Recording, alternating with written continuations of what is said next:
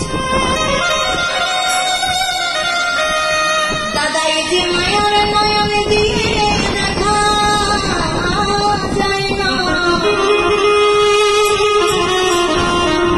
দাদা আমার মায়ার নয়ন উদিত করে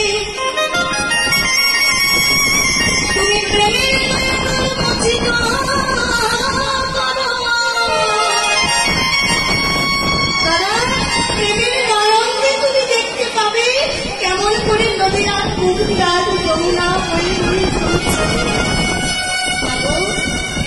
শরীরের উপরে যদি কোনো স্থান কেটে যায়, আমার হাত কেটে গেছে বা পা কেটে গেছে, কোনো স্থান কেটে গেছে, আচ্ছা কোন জায়গাটা কেটে গেছে তা খালি চোখে দেখতে পাওয়া যাবে? যাবে। হাত যদি কেটে যায় আমি দেখতে পাবো হাতটা কোন জায়গাতে কেটে গেছে, কিন্তু একই শরীরে যদি একবার হাড়টা কেটে যায়, হাতটা কি আর খালি চোখে দেখতে পাওয়া যায়? সম্ভব নয়। তাহলে ভাঙা হাড়টা দেখতে গেলে আমাকে কার কাছে যেতে হবে? ভাঙা হাড়টা দেখতে গেলে কার কাছে যেতে হবে? ডাক্তারের কাছে। এখন খুব ভালোভাবে ভেবে চিনতে বলুন তো, এই যে বাইরে একটা কথা বলছেন কেন, কি ব্যাপার? এমনি তো সাউন্ড সিস্টেমের এই অবস্থা, কি বলা যায়? কিন্তু একই শরীরে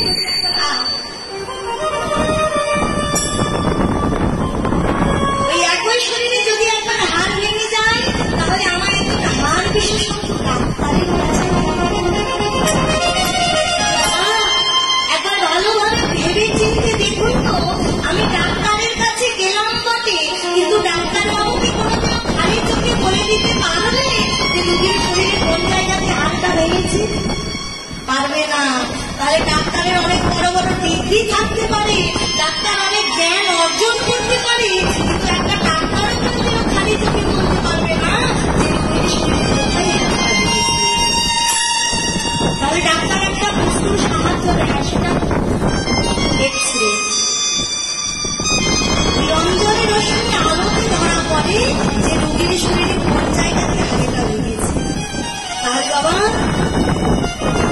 শরীরের মধ্যে যেমন হাড় ভেঙে গেলে ডাক্তারের কাছে কি রঞ্জন রশ্মির আলো প্রয়োজন, তদ্রূপ বলছি দাদা এই গঙ্গার জলের মাঝে যদি যমুনার স্বচ্ছ জলটাকে দেখতে চাও